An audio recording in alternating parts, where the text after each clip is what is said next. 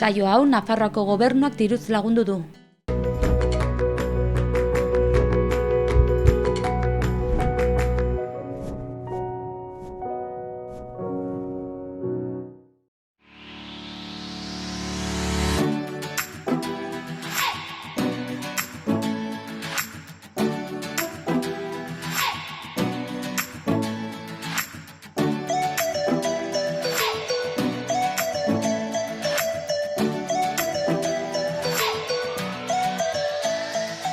Arratsaldeon, gaurko egunean bi elkarrizketa edukiko ditugu. Alde batetik, Eduardo Santos Podemos Nafarroako idazkari nagusiak etorriko da.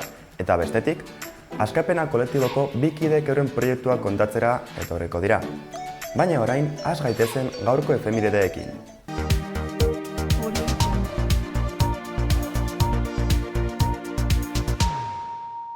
Mila zazpiehun eta berrogeita hamabigarren urtean, Benjamin Franklinek tximista elektrizitatea zela frogatu egin zuen. Mende bat geroago, 1898an Federico García Lorca, espainiar poeta, narratzailea eta antzerkigilea jaio egin zen. Eta azkenik, 2006garren urtean, Serbia estatua, Montenegrotik independizatu zen ofizialki. Goazen horren gaurko egunaren titularrekin. Lau neskek irabazi dituzte gazteendako literatur lehiaketako sariak. Irati Muguerza, Lide Almirante Arena, Oiene García Ripodas eta Aider Barandiaran. Iruñek udalak guztira 123 lan jaso ditu narrazio laburrak eta olerkiak. Horietako 174, 14 eta 16 urte bitarteko eginenak. 5 egun geratzen dira herritarrek Sanfermietako txupinazoa nor jaurtiko duen erabaki dezaten. La Pamplonesak ala Luis Zabalza Osasunako lehendakariak. Uxue Barkosekin mintzatuko da gaur Maria Txibite. Bilera erroldari eta gobernu aurrera koia osatzen ari eutsi diola azaldu du PSNek. Iruñe herrian egiten ari diren deien arduradun ez dela ohartarazi du mankomunitateak. Zubiarte euskaltegi publikoak euskara ikastaroetan izena emateko epea zabaldu du. 2019-20 ikasturterako helduentzako hainbat euskara ikastarotan izena emateko epea zabalik da. Ekenaren 14 arte. Nafarroak ibilgailu elektrikoaren inguruko aukerak bilatu nahi ditu lehen China Spain Forum on Electric Vehicle ekitaldian. Topaketak Shanghaiin egiten ari dira, proiektu komuna garatzeko lankidetza esparrua ezartzeko helburuarekin.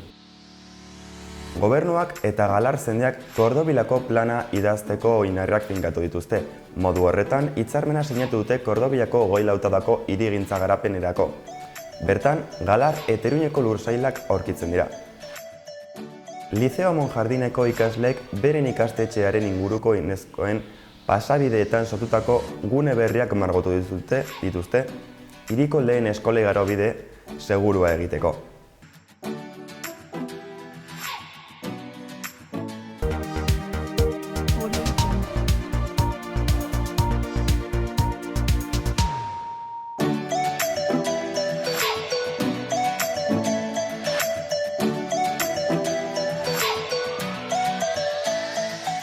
Goazen asteko agenda errepasatzera. Bihar arratsaldean Maite Larbururen kontzertua egongo da Erradion Txokoan. Arratsaldeko 8:30. Sarrera librea da. Barainagengoko liburutegi plazan elkartasunerako azoka solidarioa egingo da ostiralean. Arratsaldeko 5:00 8:00 arte. Sarrera librea ere da. Ostiralean ere zentralen kontzertu solidarioa egingo da.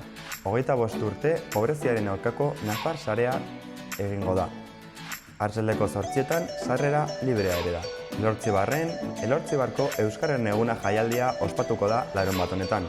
Egun osoan zehar izango da eta sarrera librea izango da. Antsoinen bestalde, Antsoingo eguna ospatuko da larunbatean ere. Goizeko 9:00 arratsaldeko 9:30 arte. Sarrera librea da.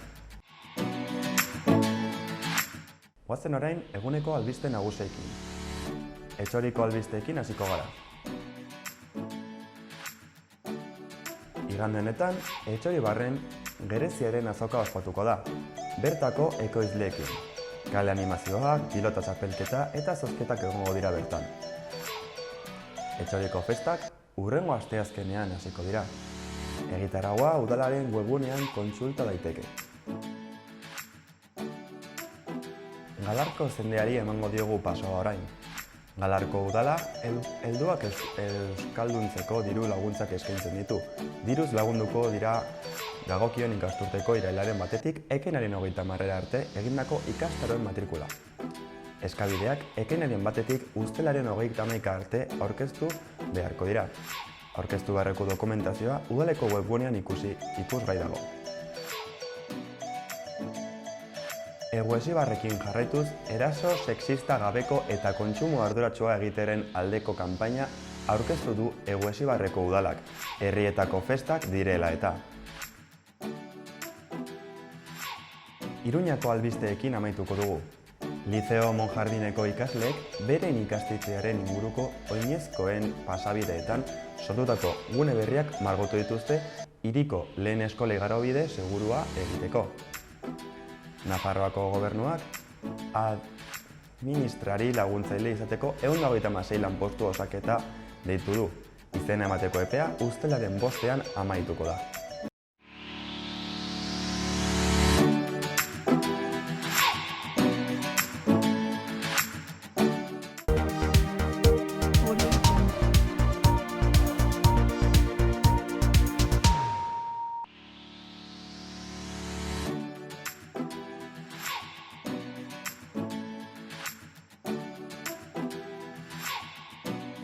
Zero oso lainotsu egongo da egunaren lehenbiziko partean, arratsaldean lainoak gutxituko dira. Zaparrada txiki ertaina botako ditu eta baliteke zenbait tokitan trumoitsuak izatea, bereziki egunaren lehen partean. Mendebal ipar mendebaldeko haize ahul-bizia ibiliko da. Temperatura maximoak nabarmen edo asko jaitsiko dira. Ostegunean zeroa tarteka lainotsu egongo da, bereziki goizaldean eta lehen eta azken orduetan. Norabidea aldakorreko haize ahula ibiliko da goizaldean. Goizen hegoaldetik finkatuko da, bolada gogorrekin egunaren bigarren zatian. Temperatura minimak gutxi edo nahiko jaitsiko dira, temperatura maximak nabarmen igoko dira. Goazen orain Eduardo Santosekin eta jarraian Askapenako kideekin.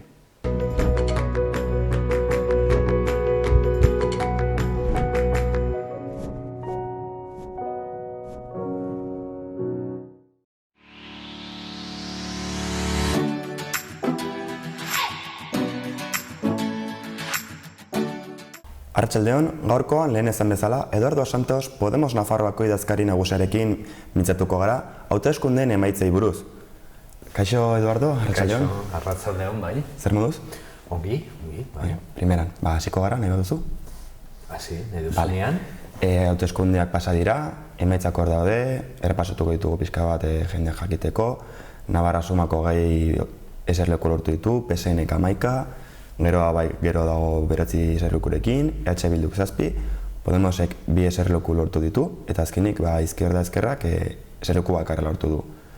Pasa den hauteskundeetan, 2005etan, 7 eserleku lortu zen dituzten parlamentuan, eta lengoan 2 bakarrik.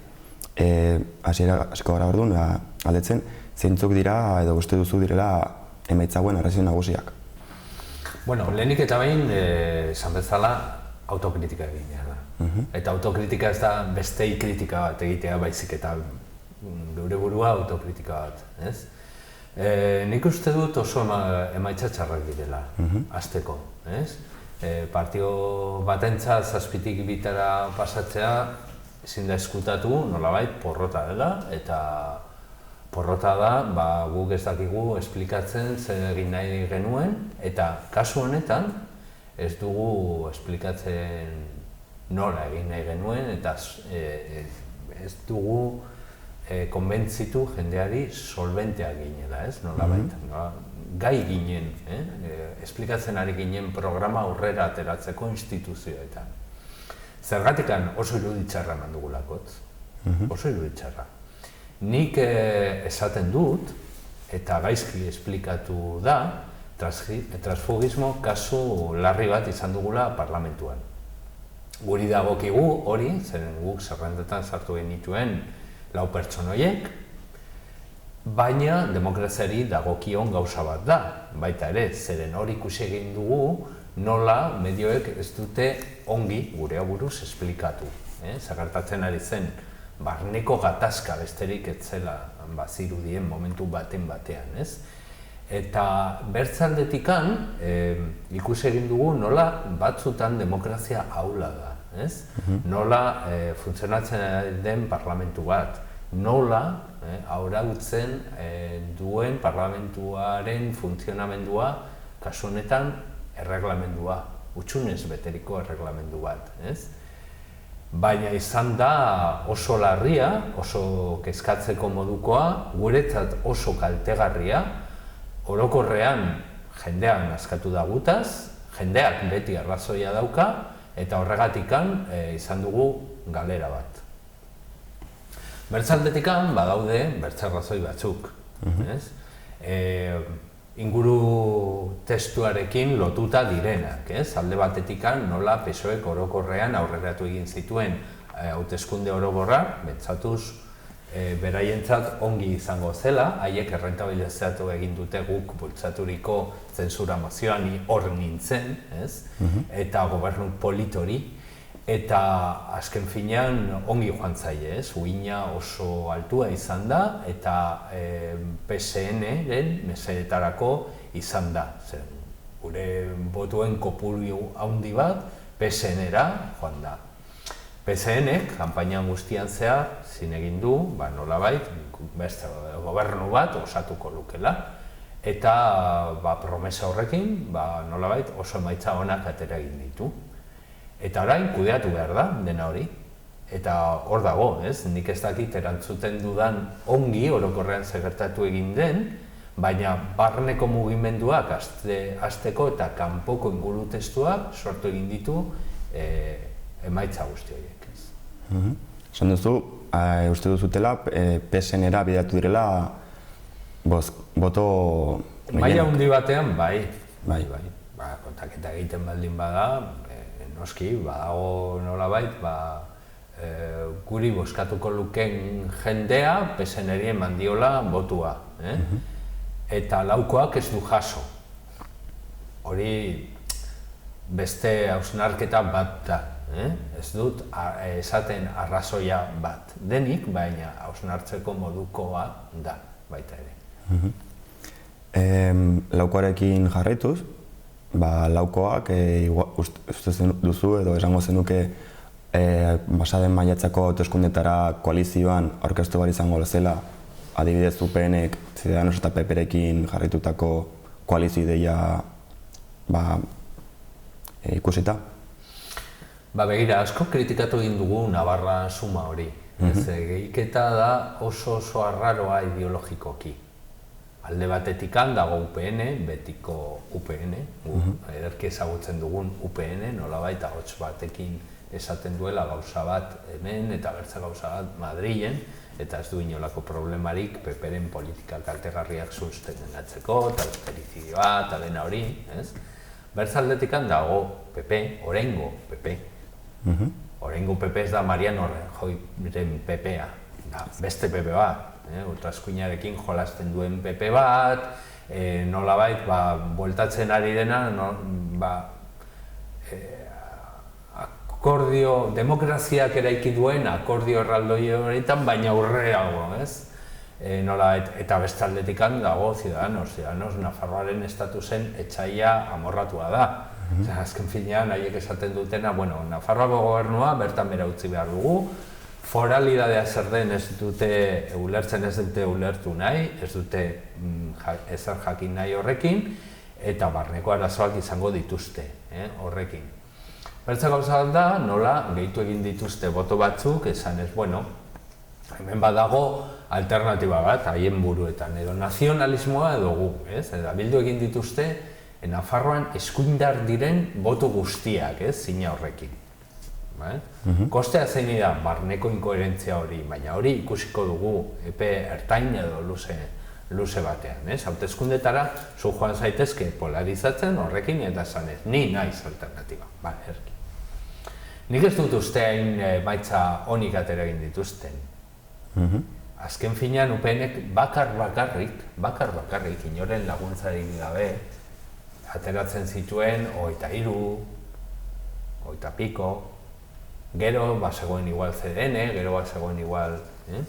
Baina horrela, orain guztiok elkartuta 20. Goraka bat da, termino absolutuetan, bai, baina relatiboetan ez hainbertze. Zure bigarren galdera da, laukoaren ikuspuntutik posiblea izango zen koalizio bat egitea ez. Oso ezberdinak gara. Oso ezberdinak gara. Gu defendatu egin genuena, duela 4 urte, da hori, gure bertuten bat zela ezberdinen arteko akordio batera ailegatzea. Baina akordio batera ailegatzeko bakoitzak eutsi behar du bere jarrera, bere nortasuna, bere kriterio propioa, ez? Zen bestela abiapuntua desegiten da. Eta hori izan da gure bertute, baina jendeari esaten baldin badiogu, guztiok elkarrekin joaren garela hor definitu beharko genuke zer garen, ez? Eta zer garen honetan, segurazki ikuspuntu askoz ere desberdinak izango ditugu gu geroak edo bilduk edo izquierda-eskerrak, ez? Eta gehiketa batzuk ez dute gehitzen. Ez da sinesgarria. Ez. Vale. Ja Podemosekin jarraituz, emaitzak ikusita, asanblada orokorra egingo zenukete alderdiaren egora aztertzeko eta baseekin hitz egiteko? Baseekin beti izan behar da lotura iraunkor bat. Bestela, gertatzen dena politikan dagoela elite bat, hortikan, eta militanteak eta basea bestaletikan, eta ez zaizu heltzen nolabait kalean, benetan, sentitzen, hitz egiten, edo bihotzaekin egiten dena. Hori ezinbestekoa da. Gero bertze gauza bat da, ze barneko hausnarketa egin behar den. Hausnarketa egin behar da lehenik eta behin organoetan, eta gero horren ondorioz atera behar dira ondorioak. Baina baita ere, demorak politikan oso importanteak dira. Momentu honetan non gaude. Emaitzak eman dira, oso emaitza txarrak, egin behar da nolabait hausnarketa bat, baina egiten baldin badugu nolabait orain barneko eztabaida hori ahazten ari gara oso gauza importante bat, da hauteskundeak ez direla gureak, gizartearenak dira, eta gizarteak eman digu konfiantza gutxiago, baina konfiantza bat. Ze konfiantza izan da hori? Orain burua jarri behar dugula politikan eta instituzioetan esateko. Hau konpondu behar da, eta egin behar da. Eta hori izan behar da gure helburua. Hori eginda, gure hitza beteta, gero, igual, barneko hausnarketa egin beharko da. Eta horretarako tresnak ere baditugu. Igual, tresna horietariko bat izan daiteke asanblada bat. Baina orain ez da momentua. Egiten baldin badugu orain asanblada bat horrek esan nahi du energia guztiak eta gure eginbide guztia izango dela gure kontuetan sarturik. Eta hori izango zen gizarteari iruzur bat egitea, oraintxe bertan. Zen gizartearen galderak orain egin dira. Gobernu bat osatuko da, noren artean, ze programarekin nola gauzatuko da, nola kontrolatuko da, nola bermatuko da. Eta dena horri erantzuna emateko, hor izan behar dugu.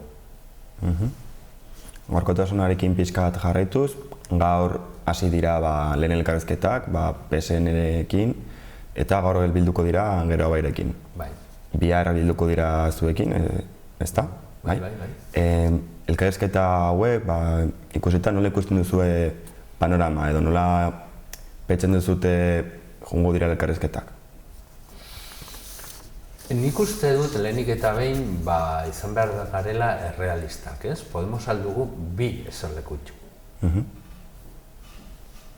50 dira, Nafarroako Parlamentuan, eta horietaik bi ditugu. Bi eserleku horiekin definitu behar dugu jarrera politiko bat. Gure lehenengo jarrera da, edo gure lehentasuna, Navarra Suma agintean ez izatea, gobernu batean ez izatea. Zen gu ez gaude bat ere ados haiek egin nahi dituzten politikaekin. Bertze batzuekin eraiki dezakegu. Eraiki egin dugu laukoarekin, orain desegiten baldin bada aldaketa hori, bertze gauza bat eraiki behar da, begibistan dago, agian PSN-ren inguruan, saiatuko gara nolabait, 23 eserleku dituen gobernu hori eraikitzen. Lehenik eta behin, konfiantza politiko bat izan behar da. Zenzuk esan bezala, pasaen 4 urtetan, PSN askotan laukoaren kontra aritu egin da eta lauko politikaen kontra bozkatu egin du. Horrek esan nahi du, geroa bai alde batetikan, edo hori izan da eta izquierda hori izan da, nolabait, konpondu beharko da zeo zer. Eta PSN ekarri edo haiek definitu beharko dute zein den beraien jarrera. Bestalde batetikan, esan beharko digute zer nahi duten.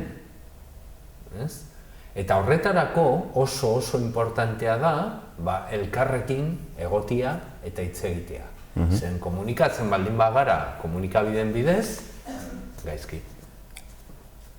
Orduan, gu entzutera joanen gara, jarriko gara mai horretan, esanen diogu prest gaudela nolabait bidea esploratzeko, eta entzunen dugu.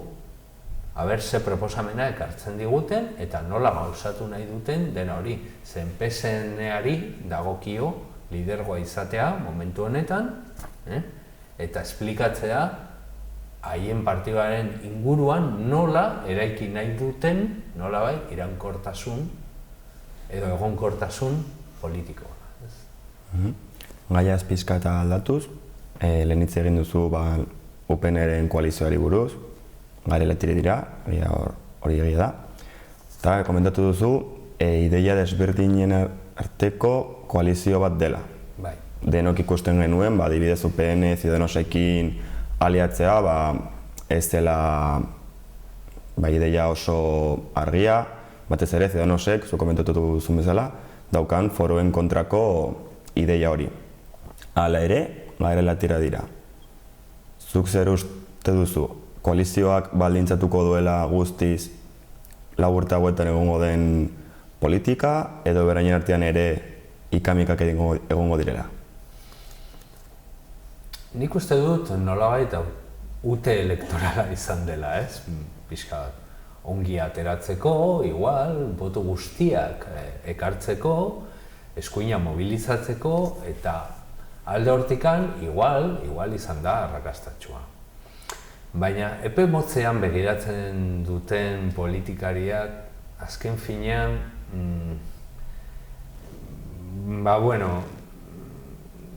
gaizki kudeatzen dituzte gauzak, Zeren, azken finean, gauza bat da indarra metatzea eta esatea, 20 eserleku. Urrengo galdera da, ze 20 eserleku. 2 Ciudadanosekoak, beste 2 PP-koak, gaiago guztiak UPN-koak. Baina historian zehar guk ikusi egin dugu nola UPN-ek, historikoki, eta Miguel Sanzek hori egin zuen, momentu batean ostika bat eman dezake alde batetik zein bestetik, eta esan, PP-ko 2 horiek talde mistora edo no adscritos bezala, edo Ciudadanosekoak, segun molestatzen zaien ala ez. Hori da iruzur bat zen, azkenean ikuskatzen duzu indartsua zarela, gero aliantzia bat behar baldin baduzu, bertze partidoarekin eta hola, demagun, PSN-arekin esaten duzu, molestatzen zait PP-ko 2 horiek. Joaten dira, akordio batera llegatzen direla, hori datzeta daukate, Navarra Sumaren akordio horretan, botatzen dituzte eta gauzatzen dute dena hori. Orduan, pentsa ezakegu, ze bozkatu egin duen jendeak. Ze bozkatu egin duen, Navarra Sumak ze programak zekarren, ez? Nola bai.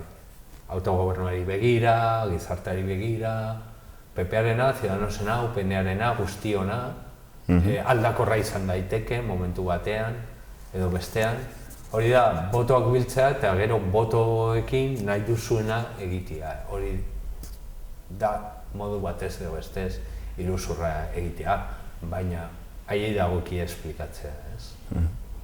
Gaurkotasunari begira, orain entzun izan da barkatu medioetan Ferrazetik ez dutela ondo ikusi PSNek egingo dituen elkarrizketa hauek, eta igual pentsa dezakegu Ferrazetik beste ideia daukatela Nafarroarako. Adibidez, Navarra Sumari baiezko ematea eta Navarra Sumarekin batera gobernu bat egitea.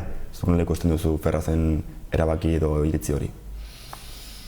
Nafarroatik ateratzen baldin gara, ikusiko dugu nola estatu mailan tablero askoz ere komplikatuagoa dela, ez? Alde batetik Ferraz dioguna azken finean da Madrilgo boteria eta dena hori, ez? Madrilgo boteriak zertan pentsatzen ari da, nolabait gauzatu behar duela gobernu bat estatu mailan, kongresuan gauza komplikatu bat daukate, zenbait elkargoetan igual Ciudadanosekin akordatu beharko dutela PP-tik gobernutik ateratzeko, segun ze tokietan, eta irakurketa hori egin behar da orokorrean.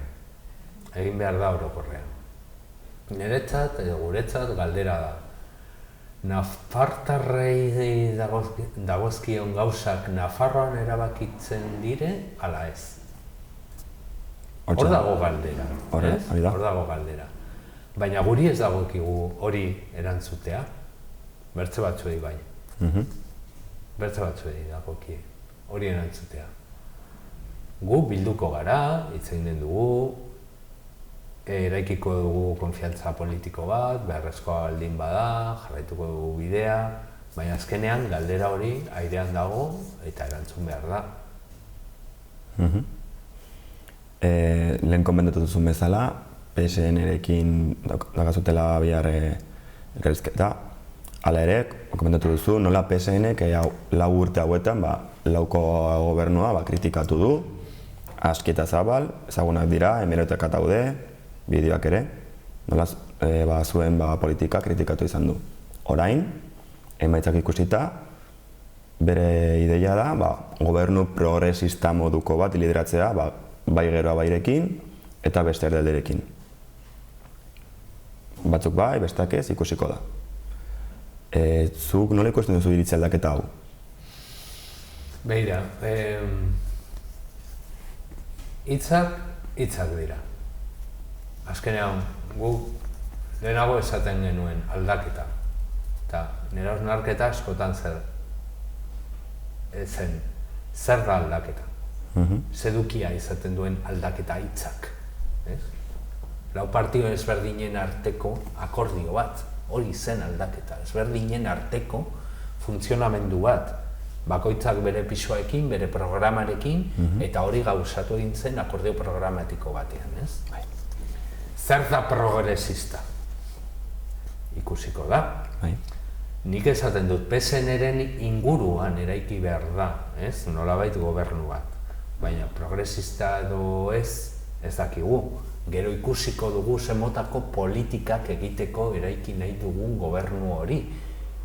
Eta hori da bigarren pausua. Lehenengoa da konfiantza egitea, konfiantza politiko bat egitea, zeren zuk esan duzun bezala eta nik esan duan bezala, lehenago PSN kanpoan geratzen zen, ez? Elkarrizketa horretan, askotan, ez? Bigarren pausua da zertarako programak mahai gainean ipini eta konparatu eta esan posible alda akordio programatiko bat egitea gure artean eta hori baloratu beharko dugu eta gauzatzen baldin badugu gure kasuan azken hitza asanbladak dauka. Gu kontsulta bat eginen dugu eta esanen diogu. Zer eginen dugu?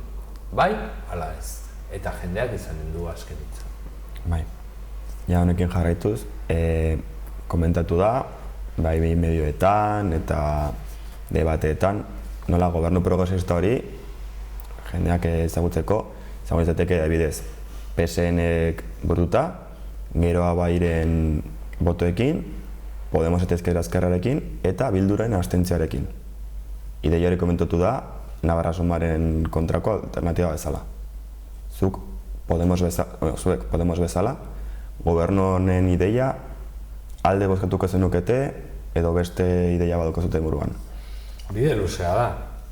Azken finean, konfiantza politika, akordio programatikoa, gero nola bermatu, jarraipena, hori da gure egin beharra. Bilduk zer eginen duen? Bilduk erabaki beharko. PSN norekin hitz egin nahi duen ala ez? Haiei dagokie. Guk ezin dugu bermatu beste partio batek eginen duenik. Bildu eginen du haiek pentsatzen dutena. Eta PSNek esplikatu beharko du zergatikan hitz egiten duen edo ez duen hitz egiten edo nola lortu nahi dituzten botuak. Zen haiek daukate lidergoa hori egiteko, bi eserleku besterik ez ditugu. Gua llegatzen baldin bagara onaino llegatuko gara, eta esanen dugu hemen daude gure bi botu, bi eserleku. Joaten baldin bada aurrera, ongi, ez bada aurrera joaten, bertze batzuk esplikatu beharko dituzte zergatikan izan duten jarrera bat edo bestea, zergatikan ez dute bermatu hori edo zergatikan gauzatu egin duten eskuinaren gobernua edo zergatikan ez duten elkarrekin hitz egiten edo hori esplikatu beharko dute besteek, ez? Gu beti elkarrizketarako prest gaude. Elkarrizketarako prest eta suposatzen dut gobernu ezkertiar baten alde. Bai, noski. Hori da gure lehentasuna, lehenik eta behin. Gurea da eskuina gobernura ez ailegatzea. Hori da argiena, ez? Baina gero nola gauzatu hori bide luze bat da. Elkarrizketarekin amaitzeko, ja eta etorkizunari begira, nola ikusten duzue alderdiaren egoera Nafarroan? Asko iraikitzeko daukagu, berriz ere premiazkoa da jendearen konfiantza berreskuratzea, hori egiten da gauzak ongi egiten, nolabait, eta denok gaude bide hori hastear, ez? Modu batez edo bestez, hauteskundeak pasa dira, hauteskundeetan gertatu egin dena hor dago, ikasi egin dugu, autokritika egin dugu, hemendikan aurrera, nolabait, ikasi behar da gauzak nola egiten eta jendeari erakusten hemen dagoela proiektu bat.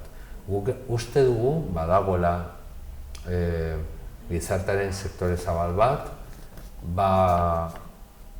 gertu dagoela.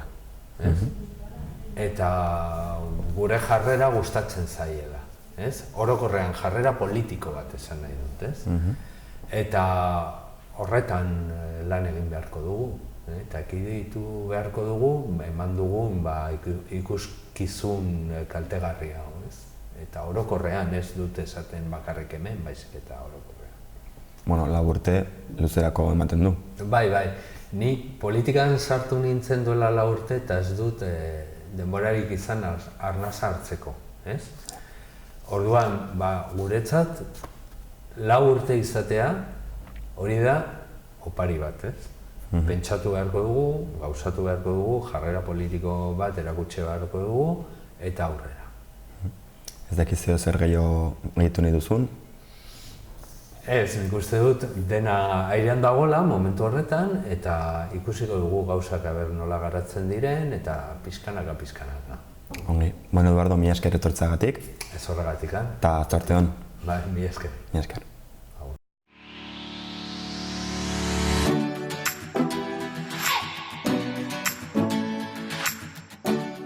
Horrengo elkarrizketan, Iraitz eta Izaskun daukagu Askapenako kideak direnak eta aurtengo brigadei buruz hitz egingo dizkigute. Kaixo, arratsaldeon bioi? Kaixo, arratsaldeon. Askapenako kideak zarete, Askapena 30 urte bete zituen duela 2 urte, esperientzia handia daramate brigadeek egiten eta internazionalismoari bere zuen lana eskaintzen. Baina igual jendeak ez daki zertan datzan brigadista edo brigada mundua. Komenta dezakezute pixkat ideia zein den?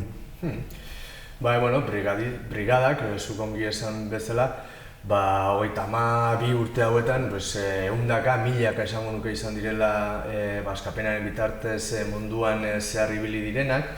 Eta, brigadista izatea, azken finean, internazionalismora hurbiltzeko tresna bat bezala ulertzen dugu, beti ere gure oinarrietan joan etorriko elkartasuna sustatzea delako helburu, ez? Alde batetik brigadetan bai beste herrialde bateko errealitatea ezagutzera joaten dira brigadistak, baina aldi berean ere Euskal Herriaren berri ematen dute brigadetan, eta ez dela soilik horra amaitzen, ez dugu uste brigadako esperientzia pertsonal bat edo individual bat bakarrik dela, hori kolektibizatu eta zabaldu behar da. Horregatik, brigadetatik bueltan ere brigadistek hitzaldiak eta eskaintzen dituzte Euskal Herrian ikusitakoa kontatzeko eta zabaltzeko, eta gero ere brigadista asko ere militanteak dira, eragile ezberdinetakoak, eta bere kolektiboari ere bustitzen ditu, zipristintzen ditu bertan ikusitakoekin, ikasitakoekin, eta nolabait Euskal Herrian internazionalismoa txertatzen jarraitzea da brigaden helburuetako bat. Horrekin jarraituz, nola sortu zen pixkat brigadistaren ideia edo kolektiboa Euskal Herrian? Bueno, pues nik uste dut joan behar dugula 70. hamarkadara, lehenago ez baldin bada. Batez ere 70. hamarkadan ematen direlako Ertameriketan, Nikaraguan batez ere borroka sandinista eta beste hainbat iraultza, Ertameriketan, eta garai haietan, orokorrean eta maio del 68, orduan, bazen ezkerretik tradizio bat bidaiatzeko, munduko hainbat esperientzia ezagutzeko, eta Euskal Herrian ere, 70. hamarkadan kokatzen ditugu, los comités de solidaridad con Nicaragua, adibidez, kolektibo bat bazen batez ere Nicaraguarekin lan egiten zuena, gerora El Salvador, borroka ezberdinei elkartasuna adierazten zinak, eta modu bat bazen, bertara bidaiatu eta bertan ekarpena egitea, izan gerrillan botikin antolatzen edo izan eskola bat eraikitzen, 11 izan dira bertan garatutako proiektu edo borrokak, brigadisten bitartez, eta 70. hamarkada horretan kokatzen dugu brigadistaren loraldi hori, baina nik uste dut ere kontuan izan behar dugula hori eskerrak historikoki erabili duen elementu bat izan dela, gogoratu adibidez, gerrate zibilean adibidez, Estatu Espainolera etorritako 10 eta 100 brigadista internazionalista ere, frankismoari edo behintzat bando nazionalari aurre egiteko, orduan ez da berria da elementu bat errepikatzen dena, batez ere 20. hamarkadatik aurrera, eta gaur egun, beste elementu batzuk gehitzen, baina hori da berez ideia ere, beste herriekiko elkartasun zubiak eraikitzea brigaden bitartez. Hor gehitzeko, bada esaldi famatu bat Che Guevarak esan zuena, munduko edozein injustizian norbere sentitzea dela, internazionalista izatea, eta Euskal Herrian gatazka bat bizitzen ari gara oraindik ere, oso gordina izan dena historian zehar, eta horrek ere elkartasuna jasoarazi digun bezala ireki dizkigu begiak, eta beste herri ere elkartasuna ematera bideratu gaitu historian zehar ere. Ibilbide luzea daukazute, esan da, komentatu duzute, orduan, pixka komentatzeko, zer balantze egingo zenukete ibilbide luze honen ondoren? Bueno, egia da brigadak historikoki, airaitzek esan bezala, 100 persona pasatu dira ez bakarrik askapenatik, sino Euskal Herriko hainbat eragile internazionalistatik, egia da askapena izan dela urte hauetan zehar brigadak mantendu dituen erakunde bakarra, baina orokorrean, kontuan izan behar dugu ere, historiaren bilakaera nolakoa izan den, eta orokorrean, 80. hamarkadan adibidez, orokorrean gazteek zuten grina bidaiatzeko, prekarietateak ez zuen inondik inora ere hainbesteko eragin, gazteon bizitzetan, eta orokorrean, jendeak bazekin lana bazuela eta gero bazituela opor hilabete batzuk, edo lana utziz gerora bueltatu eta lana izango zuela, orduan, batez ere lan munduaren bilakaeraren ondorioz egia da brigadei dagokionean horrek ere eragin handia egin diola, eta igual duela 20 urte, ari baldin baginen hitz egiten urte osoan zehar antolatzen zirela brigadak eta urte osoan zehar, igual, 100 pertsona bidaltzen zirela munduko txoko ezberdinetara eta batez ere Amerika Latinara, gaur egun, egia da, zenbakietan, bajada bat egon dela, hori egia da, baina nik uste dut ere kalidadean hobetu egin dugula, ez? Orduan, nik uste dut hor, badirela elementu batzuk, ez, ulertzeko zergatik brigadista gutxiago dauden, baina nik uste dut ere helburu politikoi dagokionean, fintzen joan garela urte guzti hauetan zehar, ez, azkenan 30 urteko esperientziari esker, gauza batzuk fintzen zoaz, ez? Eta gehitzeko agian historiaren, 32 urte historiako fase ezberdinak ezagutzeko aukera ere eman du, ez, urte guzti hauetan, eta referentziak nahi nitu nahi patu, ez, askotan, prozesu historiko bat gertatzen da lurralde konkretu batean, eta horrek referentzia politiko bat sorrarazten du, eta bertara joan, eta bertatik bertara ezagutzeko grina eta gogoa piztu izan du, militantzian, eta borrokan da bilen jendearengan, ez, kasu zehatzak aipatuz, bai zapatisten altxamendua, edo Hugo Chávezen gobernu bolibartar iraultzailearen prozesu guzti horrek Euskal Herriko begiak ere lurralde horietara begira jarri zituen, eta ez da kasualitatea, garai horietan brigadista pila bat eta gogo haundi bat egotea, bertara joan, ikusi eta bertatik bertara ezagutzeko prozesu horiek, ez? Noski, aurten ere brigadak antolatu dituzue, ze helburu lortu nahi dituzute aurtengo brigadekin? Aurtengo brigadak lehen urtekoaren jarraipen moduan planteatu ditugu, lehen urtean lema bat jarri genuen publiko, izan zela internazionalismotik Euskal Herria eraikitzen, ez? Ulertzen dugulako, etorkizuneko Euskal Herri aske, feminista eta sozialista hori internazionalista izan behar duela, ez? Eta gaurdanik hasi behar garela internazionalista izangoen Euskal Herri hori eraikitzen. Eta hortarako brigadak tresna egokiak direla esan bezala, ez? Txipo hori sartzeko eta internazionalismoa sentitzen eta bizitzen hasteko, ez? Eta aurten, izan dugu, hortarako brigadista izatea dela aukera hon bat eta tresna egoki bat, ez? Eta horregatik izan brigadista, ez? Nahi izan dugu pixkat bultzatu jendea esperientzia hori bizitzera. Esan dugu bezala, esperientzia vital ikaragarria delako, jendea oso engantzatuta etortzen da herrialdean ikusi duenarekin, bizi duenarekin, baina pixkat aratago joan behar dela, ez? Ez dela esperientzia individualean geratu behar. Ulertzen dugu ere, gaur egungo mundu multipolar edo neoliberalismoaren eta kapitalismoaren eraso bortitz eta imperialismoaren eraso bortitz hauek ematen ari diren, inoiz baino ezinbestekoa dela prozesu ezberdinei babesa adieraztea eta bertara joanez eta garrantzi berezi hori eman diogu aurten ere brigadei babesa eskaintzaz gain, esperientziak ikustea eta ikasteko beste herrialdetan gertatzen dena, bertatik bertara.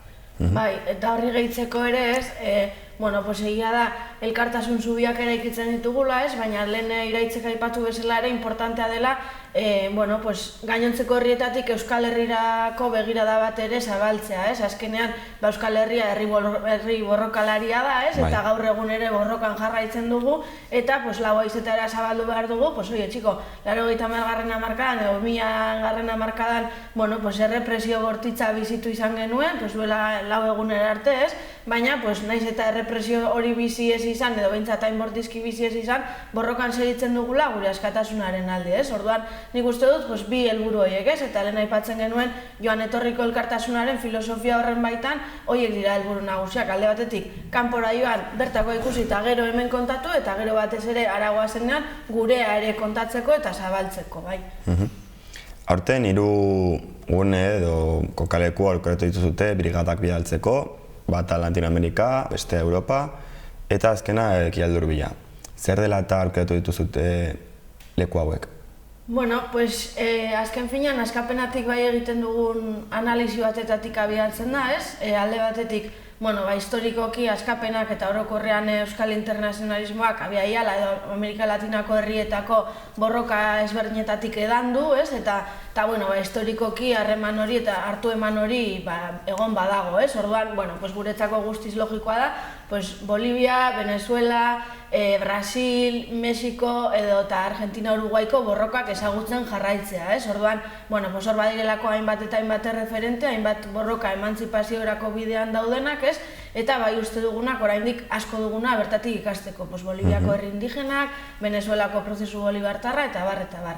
Orduan hori alde batetik, gainera imperialismoaren foko nagusietakoa da, jakinda, betidanik estatu batuen patio trasero, edo atzeko patio modura ezagutu dela, Orduan elementu hori hortxe kokatzen dugu. Bestetik ere ekialde hurbila, Ekialde hurbilean, kontziente gara gaur egun jokatzen ari dela partida oso garrantzitsu bat, xake partida horretan ekialde hurbila da beste kokaleku oso importante bat, eta batez ere Palestinako herriak hor jarraitzen duelako erresistitzen, eta historikoki ere eta Euskal Herrian badago horrelako azeptazio maila edo bastante handi bat, eta orduan guk uste dugu Palestinako borroka badela gaur egun beste argi izpi bat, ekialde hurbilean esperantza badagoela eta borrokan jarraitzen dutela adierazten dutena, orduan bai Palestina eta Libanoko brigadak hor kokatzen ditugu, zonalde geoestrategiko horretan, erresistentzian jarraitzen duten prozesu bi edo bentsat Palestinako hori bai kokatzen dugu guretzako azpimarragarri edo referente bezala, Eta gerora bai, oso ondo dago Amerika Latinara eta ekialde hurbilera begiratzea, baina gu hemen Europan bizi gara, hau da gure kontinentea eta hau da gure guda zelaia, eta hemen egin behar dugu borroka, eta zentzu batean Euskal Herriak inoiz aske izango bada, Euskal Herria inoiz askatasuna lortuko baldin badu, izango da aliantza ezberdinak lortu dituelako, jakin baitakigu, ez garela irla bat, ez gara Kuba, eta baitu Kubak urteak gara matzala erresistitzen eta barrez, baina Euskal Herriak behar ditu gure bizilagunekin aliantza horiek eraiki eta bestelako Europa bat eraikitzea, Europar Batasunaren logiketatik kanpo eta elkartasunan oinarritutako harremanak sustatuz, Eta horregatik, bai ikusten genuena zen, importantea dela begiratzea gure bizilagunek zer nolako borroka eta zer nolako prozesu garatzen dituzten, Eta kasu horretan, batez ere Grezian, azkeneko hamarkadan jasandako enbate kapitalistaren gatik, eta imperialista ere, hori gero igual komentatuko dugu, eta estaturik gabeko nazioen borroka ere Europan borroka historikoa da, Irlanda, Eskozia, Gales, Flandria, Sardinia kasu hontan, herrialde katalanak ere bai, orduan beste elementu bat ere gehitzeko sopa guzti honi, Bai. Pixkat bakoitzak komentatzeagatik, Latinoamerika aipatu duzue, bertara joango zaretela, uda honetan, ezta? Bai, Latinoamerika esan duzuten bezala, ia igual izan daiteke gehien joan zareten zonalde bat. Horregatik, galdetzen dugu, ea nola ikusten duzuten gaur egungo egoera. Ez atzo edo beste urteetan bezala, baizik eta zer espero zuten aurkitzea uda honetan.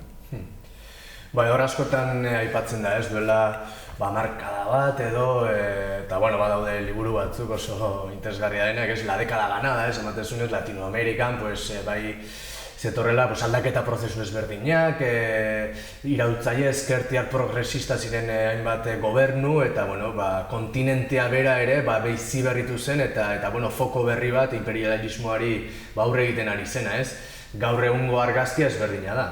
Ikusi dugu, nolatan hainbat prozesu, bai batzuk baldintzatuak diren, beste batzuk suntsitzen saiatu diren, eta hortarako teknika ezberdinak erabilituzten. 21. mendeko estatu kolpe bigun edo eskutu hauek ez direnak inbasio militar baten bidez egiten, baina bai trikimailu juridiko legal batzun bitartez presidenteak kentzen eta horrelako egoerak aurkitzen ari gara Latinoamerikan. Eta batez ere foko edo resistentzia foko edo argi izpi gure faro dena Venezuelako Errepublika Bolibartarra erresistitzen ari dela enbate guzti hauek edo eraso guzti hauek, Orokorrean zaila da argazki bateratu bat egitea, baina bai ikusten da eskubirantzako eta autoritarismora eta fasismorantz nola ari den biratzen kontinenteko hainbat herrialde eta kontagiatzen duela bata besterik, bere garaian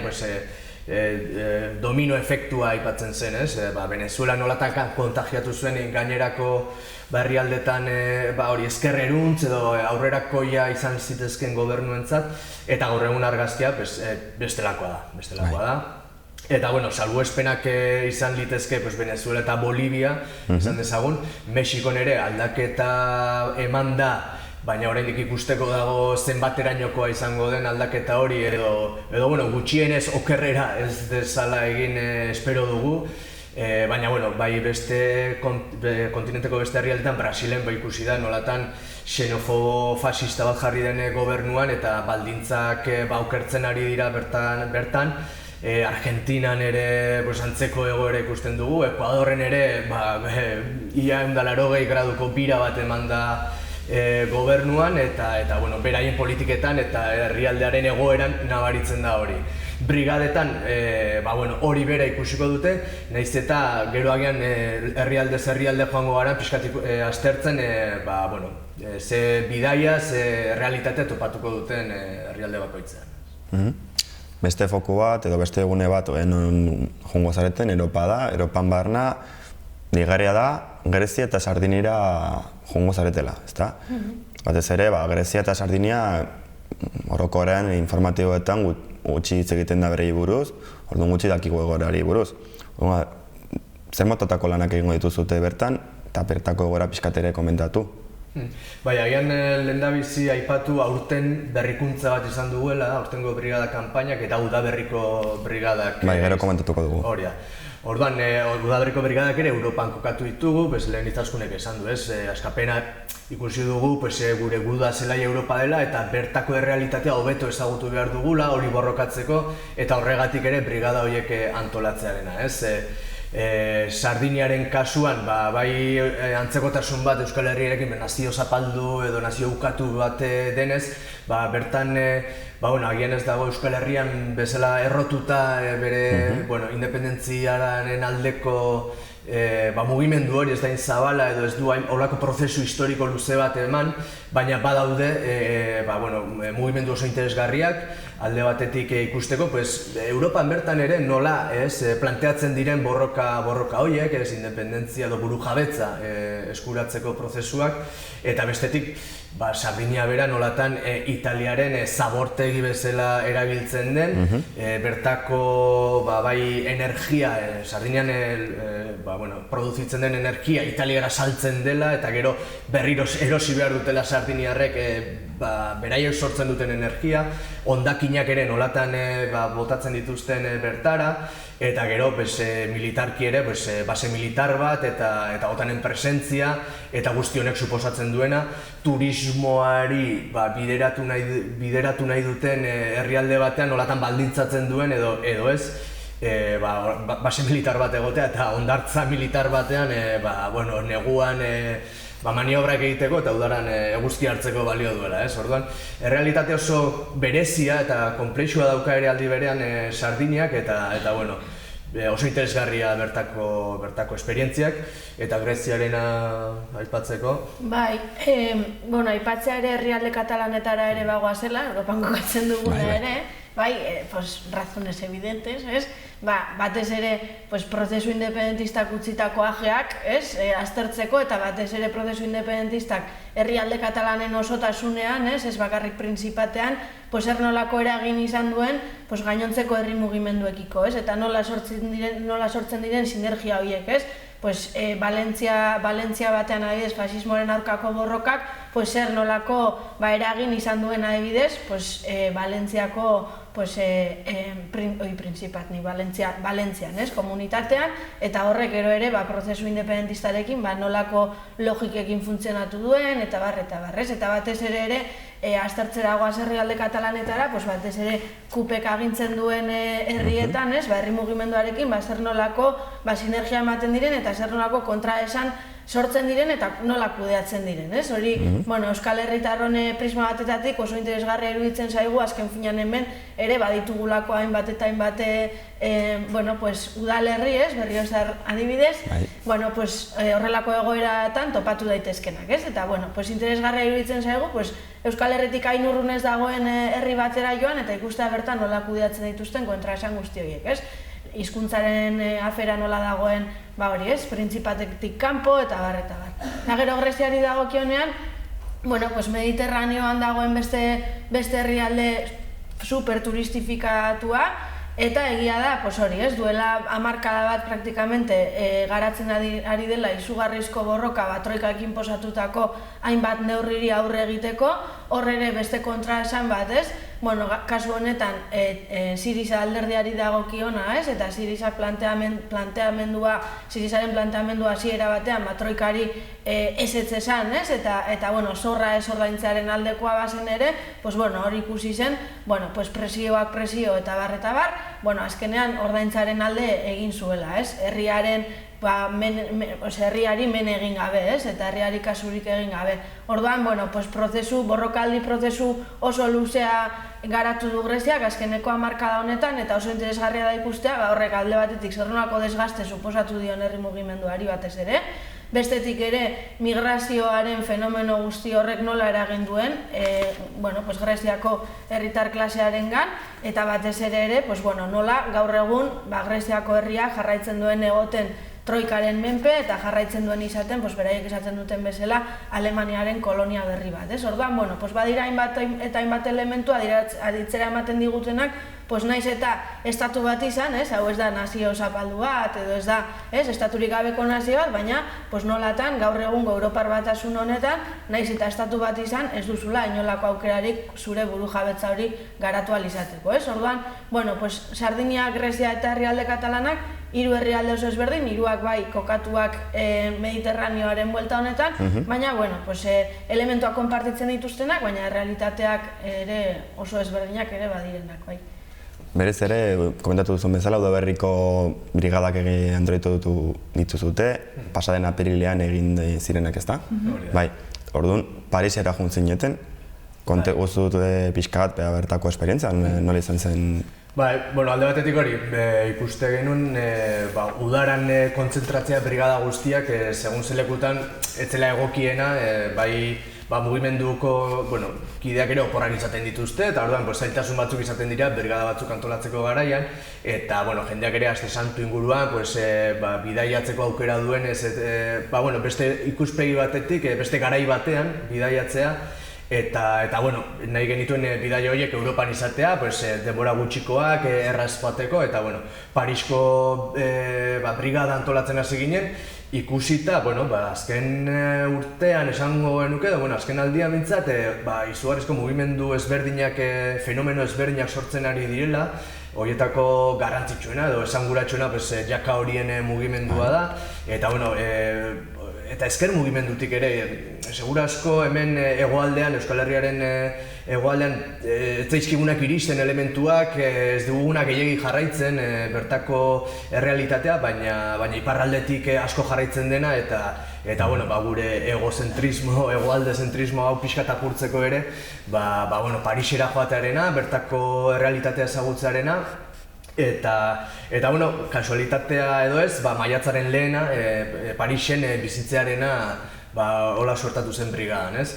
Iritsi zirenean, apirilaren bukaeran data zatzaz daki, 20 piko garren eguna edo holako zerbait izango zen, bai egon ziren bertako EHL, Parisko EHL-ekin, hori izan zen harrera egin ziren eta beraiek kudeatu zuten brigada guzti hau eta eskerrak eman oso txukun egin zutelako lana.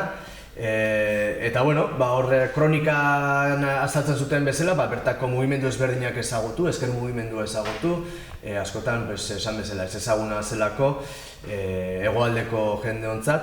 Eta gero eukizuten maiatzaren bateko manifan parte hartzeko aukera, eta bai jaka horien mugimendua bertatik bertara ezagutzeko aukera ere, pertsonaia mitiko bat ere berarekin egoteko aukera, Luzi Ortubiarekin, anarkista eta militante nekaezina, oraindik ere bere adinak aurrera egin ala, hor jarraitzen duelako tinko, eta orokorrean horrelako elementuak bizi izan zituzten oso gustora, etorri zirenean kontatu zigutenez, eta esperientzia berezia eta interesgarria.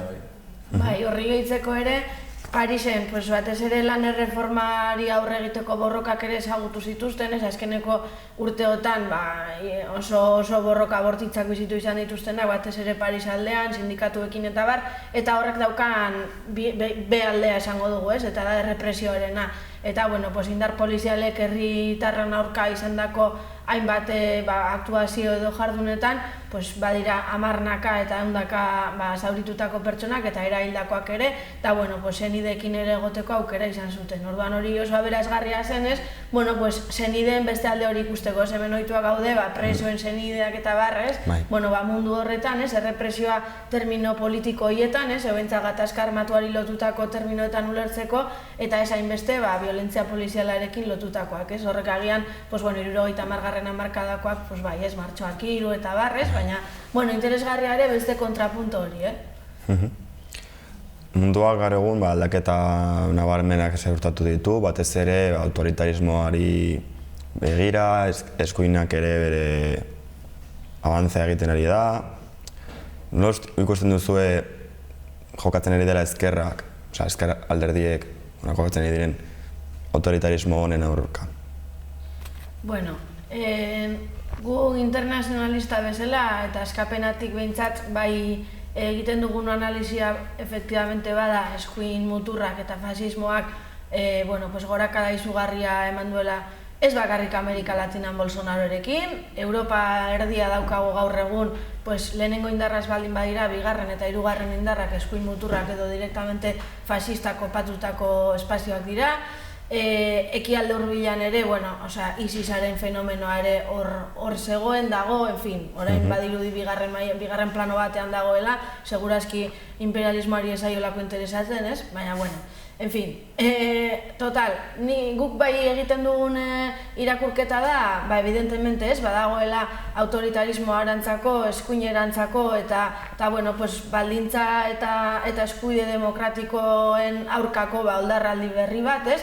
Eta zentzu horretan, Europari dagokionean, horren espresio gorena Europar Batasuna da, ez? Orduan, guk bai oso irakurketa kritikoa egiten dugu Europar Batasunaren inguruan, lehen aipatudan bezala, inondik inora ere posible ez delako inolako burujabetzari garatzea marko horren baitan, beraz guk askapenatik hausturaren aldeko apustua egiten dugu, eta, konstiente gara, erakunde internazionalista garela, eta horrek, borroka ideologikoan, oraindik asko daukagula egiteko, ez? Baina, guk kokatzen dugu gure borroka eta uste dugu eskerreko mugimenduek ere Europari dagokionean irakurketa kritiko hori egin beharko luketela eta uste dugu orokorrean badirela argizpi batzuk eta lehen esan dudana, ez? Beste Europa baten alde egiteko eskerreko hainbat indarrek horren aldeko apustu egiten dutela, baina gure iritziz falta dena da zehaztasunetara joatea eta benetan astea birpentsatzen, ez? Europa honetan zer nolako harreman sortu nahi ditugun eta zer nolako aliantza sortu nahi ditugun, ez? Eta astea pentsatzen Europar Batasunetik kanpo badirela beste hainbat modu Europarron arteko aliantza eta harreman horiek garatzeko, bai? Orduan, nik uste dut hortik dagoela, hortik datorrela bidea edo pixkat, ez? Amerika Latinan ere lortu zuten alba bat, ez? Bestelako harreman ereduetan oinarritutako bestelako integrazio eredu bat martxan jartzea eta nik uste dut hortik etor daitekeela, ez? Herri mugimenduen eta sindikatuen eta alderdien arteko horrelako beste sinergia batzuk sortuz, ez? Eta Europar Batasunaren logiketatik pentsatuz, ez? Zergatik sortu behar dugu Europar Batasun berri bat, agian ez dugu zertan Europan soilik pentsatu, agian Mediterraneoko herriei dagokionean, izan daiteke Mediterraneoko aliantza bat sortzea, Tunezekin batera adibidez, ez? Orduan, interesgarria iruditzen zaigu behintzat askapenatik, beste marko batzuetan pentsatzen hastea, ez? Eta da, bestelako harreman eredu batzuetan oinarritutako, batez ere Europa hori sortzea eta bestelako balore batzuetan eta bar. Bai, agian gehitzeko hori autoritarismoaren joera hau, lotu daitekela neoliberalismoaren garapenarekin, ez? Bizi baldintzak eta egunerokoan ditugun langile klaseok pairatzen ditugun murrizketak eta egoera gordin hauek erresten dutela diskurtso hutsalak eta arriskutsuak eskubiak oso ondo erabiltzen dituenak langile klasean sartzea, ez? Eta ez da kasualitatea Frantzian bertan, azken Europar hauteskundetan ikusita nolako gorakada ematen den eskuin muturraren eta fasismoaren gorakada hori, ez? baina aldi berean ikusten ditugu ze perfil sozial edo ze perfileko jendea den, eta jende pobrea, txiroa, langile klasea da, baina hori, ezkerraren zailtasun hori, askotan gure koherentzia eta ideologia mantentzeagatik edo arrazoi ezberdinagatik izan daiteke ez asmatzea jendearen gana iristen eta jendeak proiektu ezkertiar baten aldeko apostua egitea, eta horre eskubiak oso ondo daki, egia da ere komunikabide guztiak eta mass media guztiak bere alde dituela eta izango dituela, eta horrekin lortzen du jendea engainatzea edo nolabait bere posiziotara eramatea. Horregatik askok esaten dute, fasismoa beti egonda, agian azaleratzen da, gutxiago gehiago, baina beti egonda, ez da zerbait orain sortu dena, askok Espainiar estatuan katalanei egozten dien bezala, prozesu independentistak, fasismoa azaleratu dela, hor egonda beti, bakarrik bizi baldintzak eta krisi ezberdinek edo kapitalismoaren evoluzioa berak berrantolatzen dituela leku baten edo bestean. Eta zentzu hortan, Izaskunek esan duen bezala, gure gudu zelai Europaren neurrian fasismoari aurre egiten jarraitu behar dugu eta proiektu zehatza planteatzen jarraitu behar dugu bizirauteko, bai herri bezala, klase bezala eta pertsona bezala ere. Ja, amaitzeko, etorkizunari begira, non ikusten duzue fokua brigadak bertara bidaltzeko, etorkizunan? Nik uste, egin dugun analizi honetan 3 foko hauek mantenduko direla denbora, bai Abia-Yala Latinoamerika dena, foko oso garrantzitsua izango da, Europa, beste foko potente bat izango da eta ikusten dira mugimendu ezberdinak, ikusiko dugu noraino evoluzionatzen duen eta ekialde hurbila dudarik gabe. Beste foko bat Asian kokatu genezake ere, baina gure brigadak oraingoz ez dira iristen araño, Afrika ere beste foko potente bat da, eta baditugu izan genitun bere garaian Saharako brigadak, eta nahi dugu ere pixkanaka berrartzen joan brigada guzti hauek ere, baina gu printzipioz 3 foko hauetan zentratuko gara, eta ekialde hurbilekoan ikuste izango dela oso garrantzitsua mundu mailan eragingo duena, eta horre oso adi jarraitu beharko dugun, handik gertatzen diren gauzak nolatan eragingo diguten geuri ere, ez? Bestetik, Europan ere, bai askapen prozesu ezberdinak edo prozesu independentista burujabetza ezberdinak ze rekorrido izango duten ere ikusteko dago, potentena azken urtetako herrialde katalanetakoa izan denez eta printzipatari nola Europatik marra gorria jarri dioten aurrera egin ez dezan, ikusteko dago Europari begira egon behar garen edo gure artean gehiago begiratu behar garen elkar laguntzeko eta Izaskunek esan duen bezala sinergia horien bitartez beste prozesu batzuk eraikitzeko, eta Latinoamerikan Venezuela defendatzea tokatzen zaigu, prozesu bolibartara defendatzea tokatzen zaigu, eta aldi berean beste gainontzeko prozesuei jarraipena egiten jutea, bertako herri mugimendua ere bizirik dagoelako, izugarrizko erronkak ditulako fasismoari aurre egiten, baina baita ere alternatiba ezberdinak garatzen, ez? Bai, ados nago, jago behituko horri. Mi esker Iraitz, Izaskun, etortzeagatik, eta mi esker zuen esperientzak eta konpartitzeagatik. Mi esker zuei. Zorte hon bioi, bale? Mi esker. Berriobitiko Zendeako Euskararen Egunaren irudiekin utziko zaituztegu orain. Arratsaldena pasa eta disfrutatu.